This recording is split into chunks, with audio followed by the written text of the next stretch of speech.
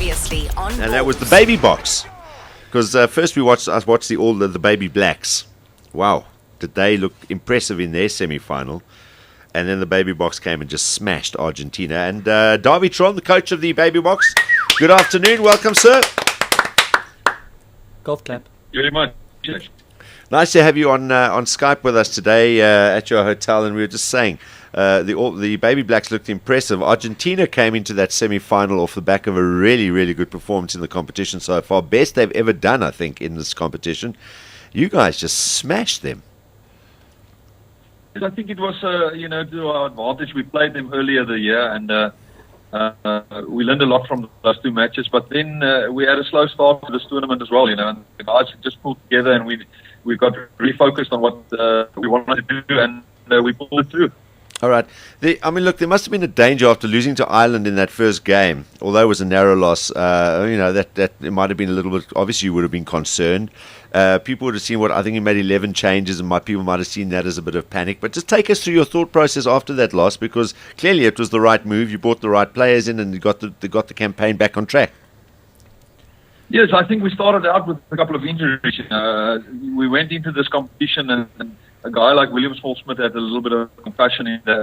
We wanted to start him in the first game. He's a very good organizer of the backline, and we couldn't. But one or two niggles in that game, and two tries that we conceded in the tournament thus far was those two touchdowns from the Irish. It's difficult to coach against that. I think we've got a very good defensive pattern and the defensive system, and I think that caught us on the day. And then we haven't played really under pressure or that pressure in front of a lot of people at home. I think some of the guys felt the pressure, and the further we went into this competition, the guys respond to the home crowds, and we really started to pull a little bit of energy from that, and the guys responded very well. So it was a learning curve for us, and I think we came out very good, well out of that. Dawie, in a way, though, it's funny how things happen for a reason. If you sorry, Dawie, just before you go, if you do see our camera disappear, don't panic. We're still here. Okay, we can still hear you. Just so that our connectivity can be a little bit better. Cool. Yeah, carry on. No, it's if you'd beaten Ireland, you probably would have ended up playing New Zealand as opposed to Argentina. Yes, exactly. I said after that first match, I said maybe in a couple of we will say that ironically we'll look back and say that was the best thing that could have happened to us. And I said it after the last match again. Ironically it was the best thing that happened to us. We pulled together as a team, and if we had beaten Ireland with say 5 points, then we would have played New Zealand already now in the semi-final. And we know New Zealand is the trophy holders, and it will be a dream final for us to play against them. Not to take anything away from the other countries. And I was very impressed with the crowd that turned up for the game as well, by the way. I think you guys are getting an absolutely unbelievable crowd for the final, because both sides look scary. In fact, if that is an indication of the future of both countries' rugby, then basically I think, and just looking at how our senior side played over the weekend, the All Blacks, they almost actually lost their game. But I really think that South Africa and New Zealand rugby are going to just dominate over the next 4 years at least. Yes, I believe so as well. I think especially if you look at the likes of the Pollards and those guys coming through, and we've got a tremendous depth on lock at the moment. And Peter Stevens doing a wonderful job at number 7, and the front row I thought really played well. We scrubbed really well in difficult conditions. So yes, there's a lot of guys. Jan Serfontein there in the midfield. Where do you find him? He's unbelievable, and he's built like a brick shithouse. He was. I looked a bit to the school benches. He was still at school last year, and Andre Porter is still at school. He's still there, yeah. So the guys are coming through thick and fast, and I promise you, there's a lot of talent out there. The thought that went through my mind yesterday watching young Pollard, he seems like very much in the Naas Botha mold, very controlled, very calm, managed to dictate the game.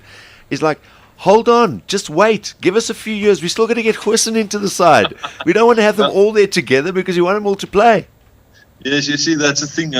We were very heartbroken when Hussen got injured, because he should have played for us in the tournament, although I thought that Heineken might have pulled him. He would have for the series, Yeah. So then along came Pollard, So that was great stuff. And not to take anything away. Yeah, along came Pollard. Yeah, and not to take anything away from Tony. Tony came into this competition also with a little bit of an injury, carrying an injury, but I still believe Tony Jantjies, the brother of Elton Jantjies, very good prospect for the future as well. He's just not 100% on form at the moment, but he's getting better and better. All right. And I'm just get an injury update first of all. Your skipper Ian Small-Smith. What is the prognosis there? Yeah, well, at the moment it is not good news for us. We're still waiting on the final outcome of his doctor's appointment, and at the moment it looks like he's going to be out with a ligament problem in the knee. All right. Does Liebenberg go back to captain then? Yeah, well, if William is not available, definitely Vian is our captain. He suffered from an injury early on. Yeah. But, if they can run in tandem like they did now, then Vian will come back. He's a good captain, good leader, and he will take his position that belongs to him. Another one that impressed me immensely in the game, and that's after you lost Paul Jordan. I mean, Paul didn't come in 100% fit. What was the thought? Because he seemed to be struggling early on in the game, Paul Jordan. What was the was he 100%, or did you think he was, or was he carrying something when he went in? After the England game, in the first practice session, he had complaints of stiffness and stuff in his upper leg. And they thought that it was to do with the hip flexor and maybe a little bit of a hamstring stiffness. So we just let him rest for a couple of sessions. And in the warm-up, he was 100% fit, and at the captain's run as well. So that first run on the night, he just as he pulled away, he felt it go. So there's still a couple of days left for him to come back to his full strength, and we'll make a call on that. Maybe tomorrow afternoon or the morning after. But then, again, Raymond. a guy like Raymond Rooley. Wow, what a player. Yeah, unbelievable, and I must give Uncle Peter Jooste all the credit on Raymond. He saw him play once. He was a bit off the scene for the last year or so, and he came back and played for Free State in a Vodacom Cup game. One of the last games that they played for the Cheetahs in the Vodacom Cup game, and Uncle Pete phoned me and said to me, "Listen, this guy is on fire at the moment." So we pulled him in late, and he just slotted in, and he's such a lovely guy to work with. He's very friendly, full of energy, and always up for the task. And I'm so glad for him that it came off, because he had a brilliant night. Yep. So I thought he was one of the men of the match, to be honest, in the game. Simon? Dawie, how much contact do you have with Heineke Meyer? No, it's a good open relationship between us and with Rassie as well. So we started our campaign, obviously a year ago, and Heineke only started a couple of months ago. So I believe that in the future it will get stronger and stronger. But they was already visited one of our camps in Langebaan, and there's constant communication between us. And do you chase him? To where? Chase him out of there. Hey, los ons spelers uit. Jy vat nie enige van ons spelers nie. Ek weet wat maak jy hier so, Heineke. He can take them a week from now. Yeah, exactly. Not now. But he will not take them now. But anyway, no, there's a very good relationship, and I think that I believe in what he's doing, and I back him 100%. Dawie, what's very interesting is that this crop of players could well be contesting a Rugby World Cup final years down the line. That's what tends to happen, the same nucleus of players. I think it'll be South Africa, New Zealand, Rugby World Cup final, Japan. I've no doubts. I think we're going to be streets ahead of any other country by then.